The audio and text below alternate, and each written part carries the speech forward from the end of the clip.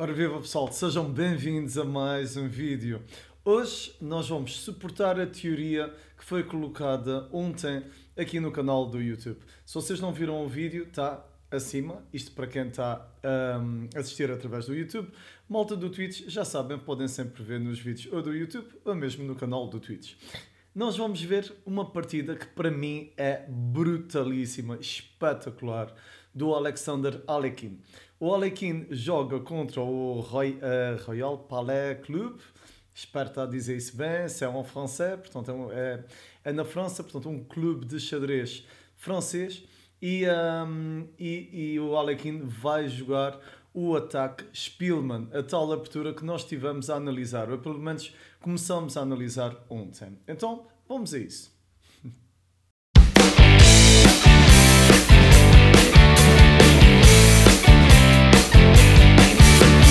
Então, aqui o Alekhine, isto para quem não sabe, o Alekhine foi campeão do mundo. Vou olhar para trás porque aqui atrás neste quadro eu tenho os campeões do mundo de xadrez e eu não sei as datas de cor. Portanto, o Alekhine foi campeão do mundo de 1927 a 1935 e de 37 a 46. Vocês pensam que, e tal, mas porquê esta breve interrupção? Segundo alguns rumores, mas isto lá está, são rumores, o Alekhine era alcoólico. Também diz-se, pronto, isto é sabido, o Alekhine faleceu em Portugal, e também há quem diga que ele era espião, há quem diga que não.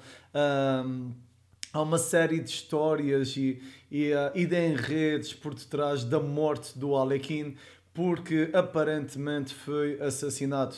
Há quem diga que sim, há quem diga que não, mas bem, isto aí são outros assuntos.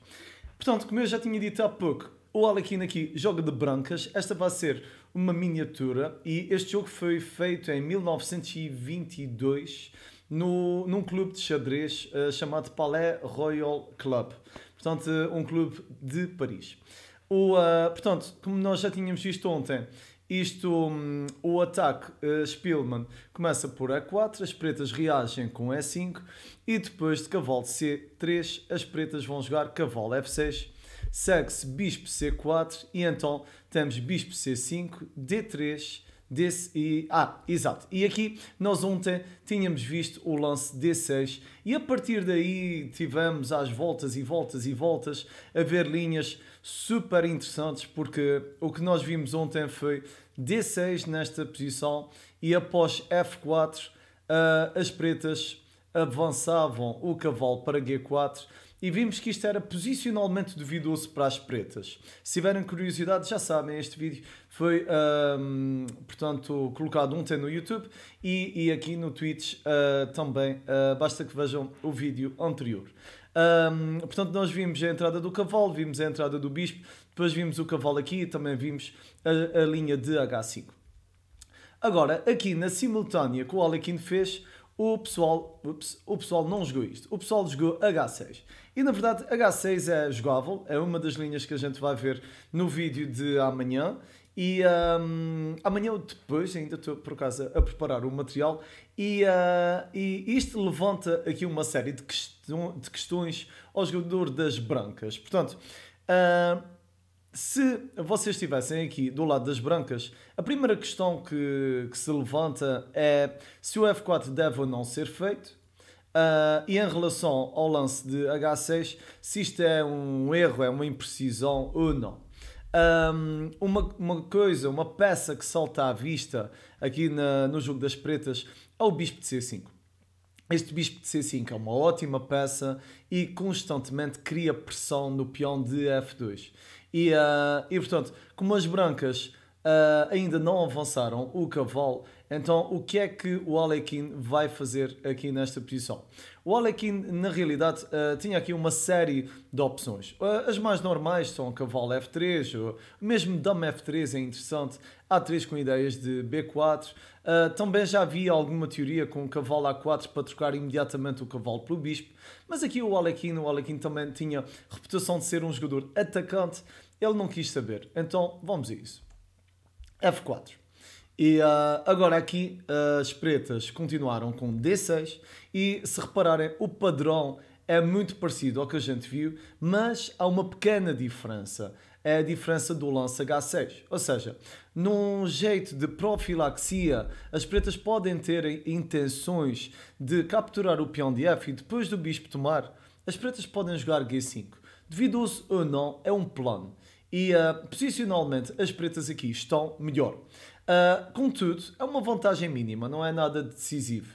E é interessante que eu tive, para preparar este material aqui, eu estive a investigar e estive a ver quais são os jogadores que já jogaram isso, não jogaram. Por exemplo, o Nigel Short já jogou de brancas, assim, os jogadores mais recentes. Mas, por exemplo, é interessante como o Caruana e o Nakamura, por exemplo, eles não avançam a F4. Eles, pura e simplesmente, aqui em posições deste género, jogam cavalo F3 e jogam a posição de uma forma muito cautelosa, muito calma, ok? Portanto, aqui, o que é que o Alekhine pensou? Vamos desenvolver então uma peça e vamos ver o que é que as pretas fazem. Aqui as pretas continuaram com o cavalo de C6 e agora o Alekhine decidiu jogar o cavalo para A4. A ideia é muito simples. Este bispo é a peça mais forte das pretas e ao neutralizar o bispo, as brancas já ficam com uma posição ligeiramente melhor. Isto porquê? Porque as brancas ficam com um par de bispos, enquanto as pretas têm o par de cavalos. E como os cavalos estão limitados no número de lances que podem fazer, uma vez que podem jogar em L 3 casas, o par de cavalos será tendencialmente pior que o par de bispos, porque os bispos não estão limitados no número de movimentos. Aqui o Alekhine vai jogar este jogo de uma forma muito interessante. Há aqui uma série de hipóteses para o lado das brancas. Além do par de bispos, as pretas têm peões dobrados. Também é importante chamar a atenção, porque olhando para este jogo, um lance que já seria muito interessante seria capturar o peão. Isto porquê? Porque parte mais um pouco a estrutura de peões das pretas. Por exemplo, se o cavalo tomasse, cavalo tomava, peão de D tomava e agora roque curto. E, bem, esta estrutura de peões das pretas não é nada famosa, isto não é nada de especial. Portanto, aqui as brancas estariam bem.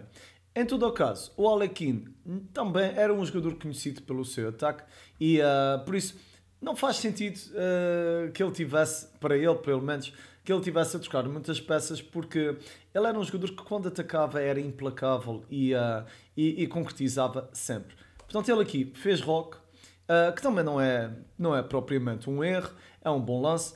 E depois das pretas jogarem o roque também, agora o Alekhine optou por jogar um lance defensivo, portanto jogou C3. Aqui C3 é um lance que, sinceramente, é jogável, mas acho que é melhor.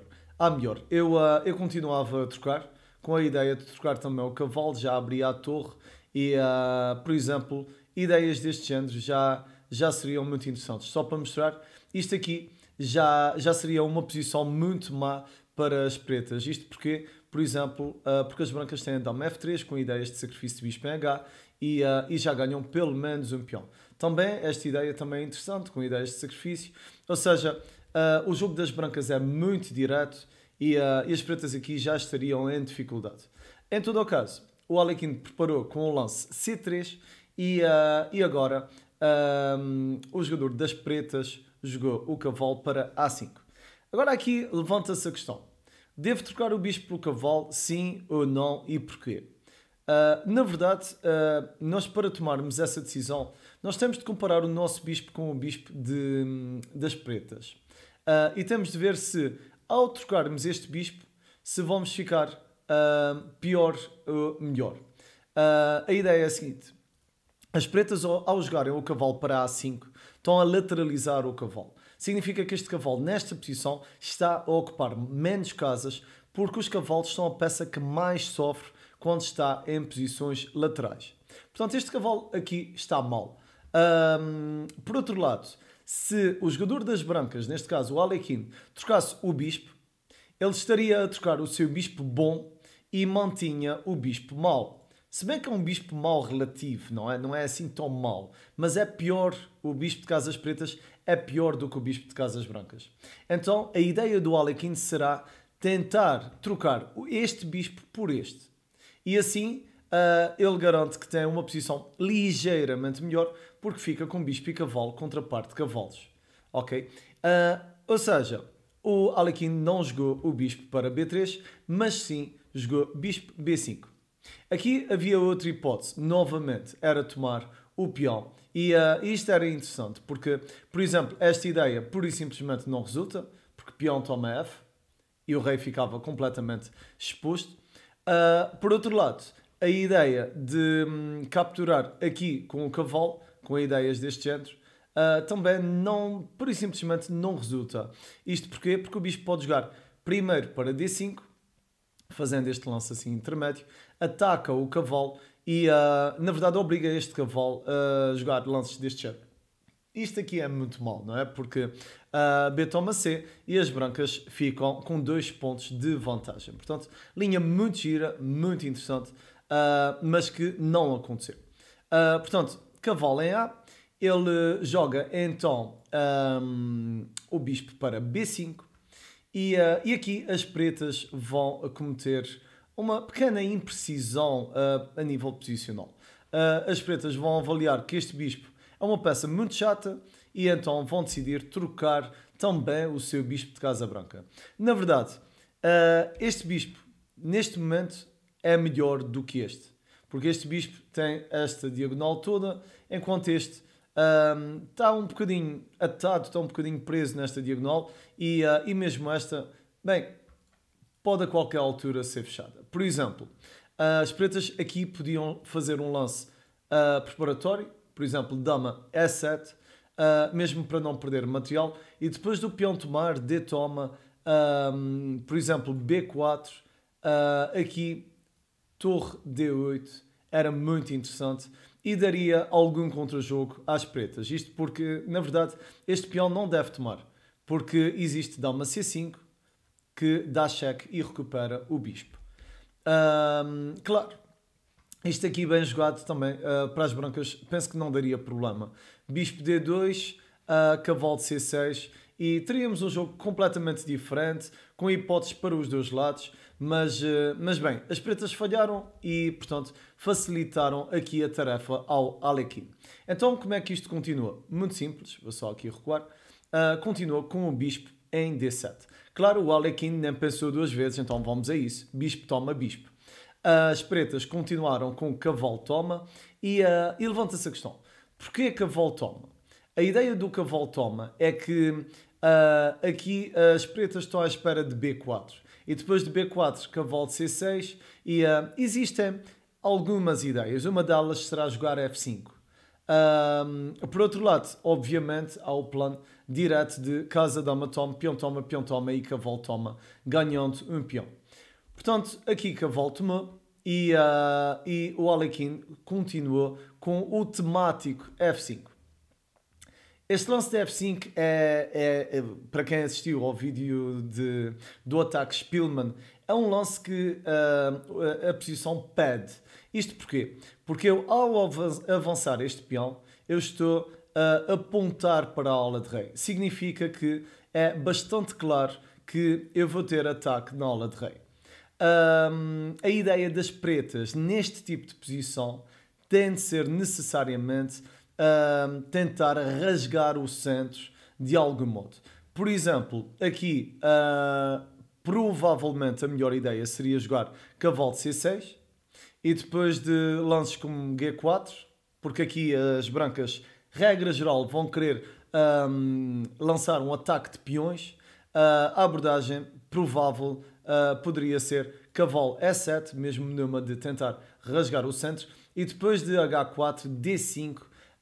Esta posição é inferior para as pretas, mas seria mais jogável do que o que aconteceu na partida. Isto porquê? Porque as pretas demoraram muito tempo a rasgar o centro.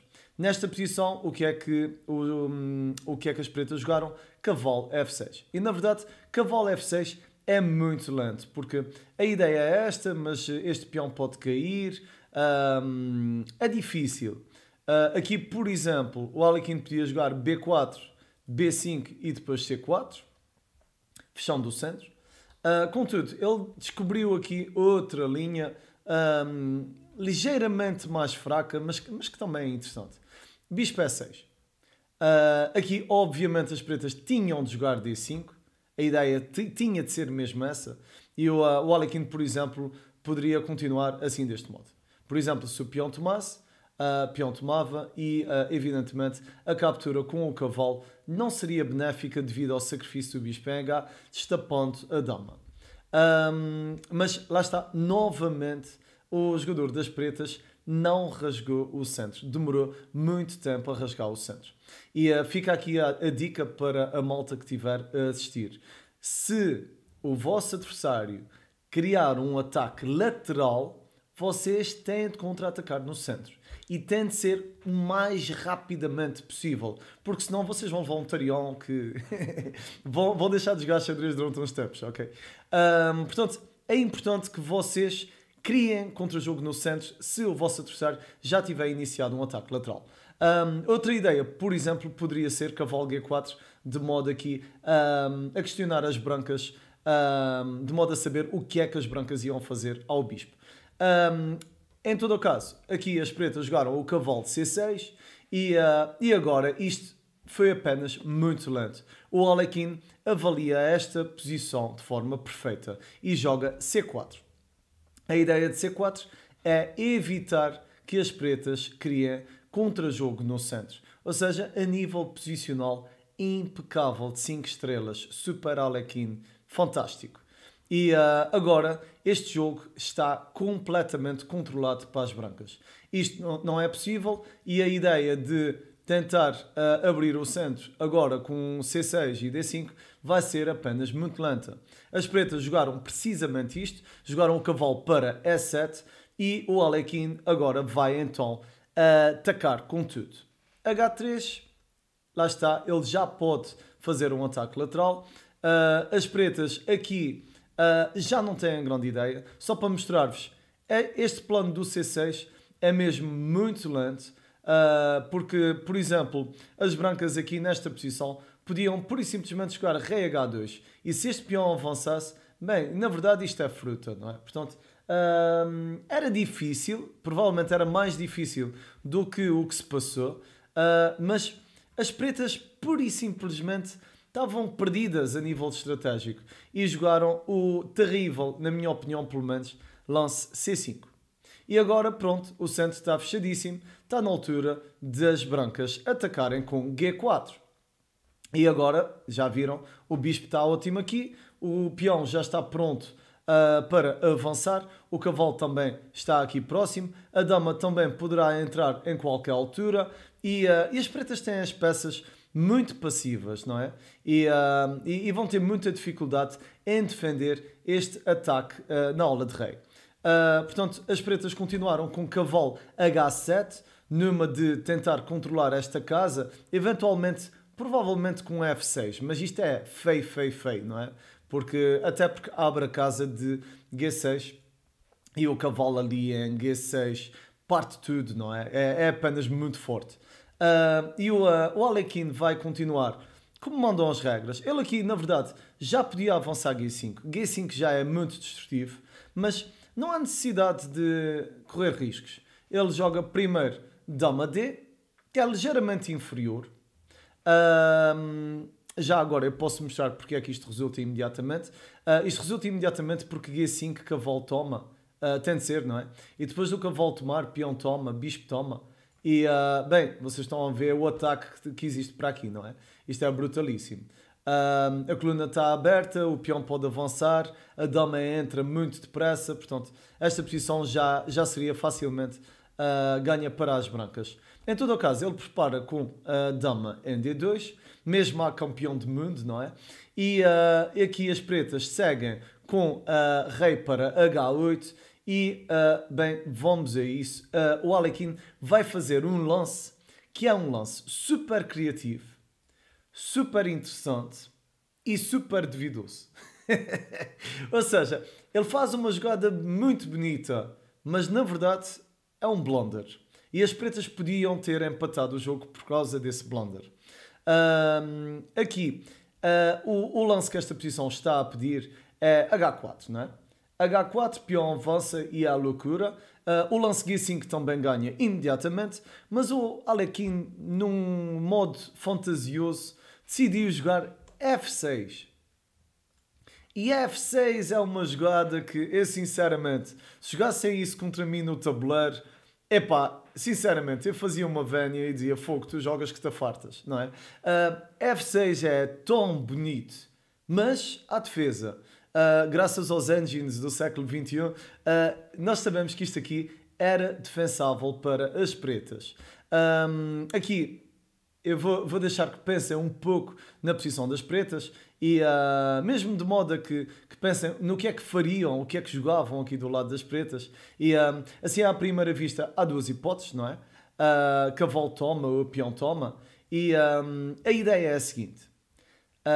A ideia do Alekhine era, se o cavalo tomasse, ele ia fazer o sacrifício de bispo e depois do peão tomar, a dama tomava. E bem, isto aqui dá vantagem indiscutivelmente, porque há cavalo G5, torre sacrifica e acaba em mate. Ou seja, isto foi isso que o Alekhine pensou. Eu não perguntei, mas tenho a certeza. Agora a questão é que existe uma defesa aqui. Boas, Lucas, bem-vindo. Há uma defesa aqui. E a defesa aqui é incrível, mas não aconteceu no jogo. Aqui, o jogador das pretas podia pura e simplesmente jogar Rei G8. E Rei G8 mete nojo, não é? Porque, vocês que vejam, se a dama jogar para G5 para ameaçar mate, as pretas até ficam ganhas devido a cavalo G6. E este bispo agora está perdido. Outra hipótese. O bispo sai para G5 para tentar pressionar o cavalo. Não há problema nenhum. Cavalo H7. Se fosse o Petrosian, nas tantas o Petrosian tinha ganho, não é? Bispo recua para E3 e agora, pura e simplesmente, cavalo de C6. O cavalo entrava aqui e esta posição estava completamente controlada para as pretas, ok? Ok, Lucas, obrigadíssimo. Quando eu terminar esta parte, eu depois dou uma vista de olhos, ok? Portanto, esta posição estaria controladíssima para as pretas. Agora, a questão é que isto não aconteceu, porque o jogador das pretas entrou em pânico e em vez de tomar com o cavalo, tomou com o peão de G. Pimba! Agora, é claro, este rei vai ficar completamente aberto. Tudo aberto que ele vai ficar. E então como é que isto continua? Simples. Bispo toma H6, muito óbvio. As pretas continuaram com torre G8. Brancas, claro, agora já têm esta casa, ideias deste género. Portanto, cavalo H4 para arranjar um posto avançado. E depois das pretas jogarem cavalo para G6 para tentar aqui de algum modo estabilizar o rei. Então, claro, cavalo entra em F5 e posicionalmente as pretas já estão completamente despachadas, não é? Isto está muito mal. A posição continua com cavalo G5. Aqui, na verdade, já não há nada a fazer. Portanto, cavalo G5 é mesmo o melhor lance para, de algum modo, obrigar à troca de bispo. Aqui o Alekhine, na verdade, podia ter continuado com H4. Mas bem, a linha que ele jogou também é ótima, não é? Bispo toma, peão toma. E agora ele vai continuar com cavalo H6. E a vantagem do cavalo H6 é que as brancas estão a ameaçar um duplo, não é? Se o cavalo tomar, bem, as brancas ganham pelo menos a dama. Aqui as pretas continuaram com dama E8 para defender o peão. E, claro, cavalo toma F7, rei avança, dama toma G5. E aqui temos mais uma ameaça de mate 1. E, bem...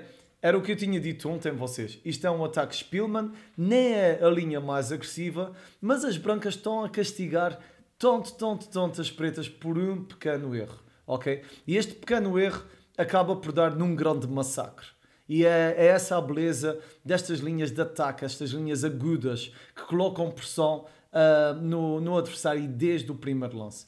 Portanto, aqui o jogador das pretas jogou torre G7, a ideia era fugir com o rei.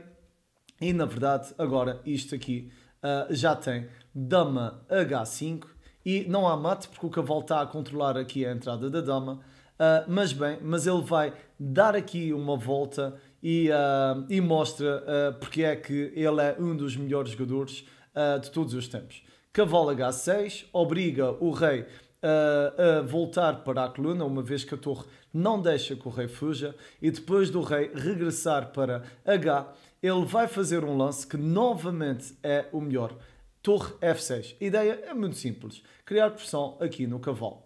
Aqui as pretas não têm nada a fazer, jogam torre para H7 destino do cavalo. Só aqui para mostrar, por exemplo, se as pretas tivessem feito um lance deste género, torre C8, a ideia do Alekhine era jogar cavalo F7. Porque é que isto é bom? Simples. Porque depois do rei jogar para G8, agora já iria existir a torre de A para F.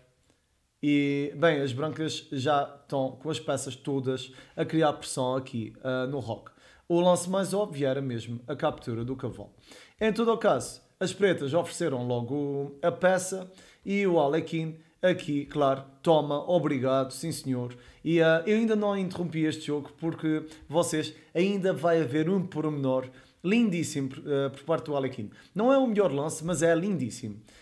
Porque a dama joga para E7 e depois de torre F1, mesma ideia é a tal de entrar e controlar aqui a coluna. As pretas vão jogar a torre para F8 e eu gostava agora aqui, muito rapidamente, de perguntar à malta que está a assistir através do chat do Twitch, o que é que vocês jogavam nesta posição? Brancas jogam e o Alekhine vai descobrir um lance incrível. Incrível. Não é o melhor lance, mas é incrível, é espetacular. É o segundo melhor lance. Na verdade, o melhor lance termina com mate, imparável. Mas este lance também dá que pensar e parte a louça toda. Eu vou dar mais uns 10 segundinhos. E, bem, isto hoje é o dia do Arena Kings. Eu sou capaz de participar, Lucas. Cavalo F7. Bem, cavalo F7 era interessante, mas o problema é que cavalo F7, isto aqui ganha, mas a torre pode tomar e depois da torre tomar F7 é mais complicado. Aqui ele fez um lance super criativo, vocês. Torre F7. Torre F7. Quem é que faz um lance como esse? Só o Alekhine. Mesmo, definitivamente. Torre F7 parte a louça toda. Ainda melhor, vocês só, a gente já vai seguir com aquela linha, mas ainda melhor era mesmo capturar a torre. Isto porquê? Porque agora já é mate imparável. Depois da dama tomar, pura e simplesmente, nós jogávamos dama F5. E parece que não se passa nada, mas passa-se. Porque, por exemplo, se a dama tomasse, torre G8, mate. Por outro lado, caso a torre jogasse para F7, mesmo numa de aguentar, dama toma, rei foge e agora dama toma torre com checkmate. Portanto, este aqui era o mate mais rápido, mas torre F7. Então vamos ver o que é que... aqui o jogador das pretas jogou a dama para E8. Mas vamos ver. Se esta torre tomasse, mate. Linha 1. Se esta dama tomasse, cavalo tomava F7 e depois o que é que eu vou fazer? Torre toma e agora dama G5 com ameaças outra vez de mate. Ganhava a dama, não é? E portanto aqui não há grande coisa a fazer. As pretas tentaram manter a dama no tabuleiro e agora isto ficou completamente despachado. A posição vai acabar agora. Isto porquê? Porque a torre toma a torre e depois do rei capturar nós temos mate 1, cavalo F7 e acabou o jogo. Ou seja, malta, isto foi o Alekhine a jogar o ataque Spielmann. Ou seja, é a prova que este ataque é perfeitamente jogável. As pretas não jogaram a linha do cavalo em G, não é? Do cavalo em G4.